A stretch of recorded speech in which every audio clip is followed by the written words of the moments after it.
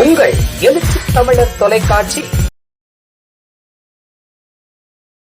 இடுகாடு ஆக்கிரமிப்பு அகற்றம். விசிக தலையீட்டால் இறந்தவரின் உடல் தகனம். வாழப்பாடி அருகே சுமூக தீர்வு கண்ட விசிக நிர்வாகிகள். சேலம் மாவட்டம் வாழப்பாடி அருகே உள்ள வேப்பிலைப்பட்டி குமாரபாளையம் கிராமத்தில் இடுகாட்டு பாதை ஆக்கிரமிப்பு காரணமாக முடங்கிய நிலையில் விடுதலை சிறுத்தைகள் கட்சி நிர்வாகிகள் தலையீட்டின் மூலம் ஆக்கிரமிப்பு அகற்றப்பட்டு இறந்தவரின் உடல் சுமூகமாக தகனம் செய்யப்பட்டது. குமாரபாளையம் பகுதியைச் சேர்ந்த கிருஷ்ணன் என்பவர் உடல்நலக்குறைவால் உயிரிழந்த நிலையில் அவரது உடலை இடுகாட்டிற்கு கொண்டு செல்ல பொதுமக்கள் முயன்றபோது மயான பாதை ஆக்கிரமிக்கப்பட்டிருந்தது தெரியவந்தது. இதனால் உடலை எடுத்துச் செல்ல முடியாமல் உறவினர்கள் மற்றும் கிராம மக்கள் அவதியடைந்தனர்.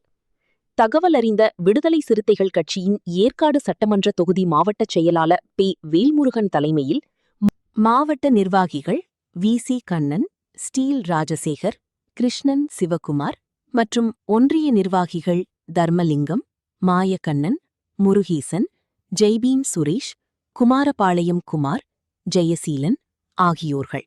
மாவட்ட மற்றும் ஒன்றிய நிர்வாகிகள் சம்பவ இடத்திற்கு விரைந்து சென்று கிராம மக்களிடம் விவரங்களை கேட்டறிந்தனர். இதனைத் தொடர்ந்து வருவாய்த்துறை மற்றும் காவல்துறை அதிகாரிகளுடன் பேச்சுவார்த்தை நடத்தி உடனடியாக ஆக்கிரமிப்புகளை அகற்றி உடலை எடுத்துச் செல்ல வழிவகை செய்ய வேண்டும் என வலியுறுத்தினர்.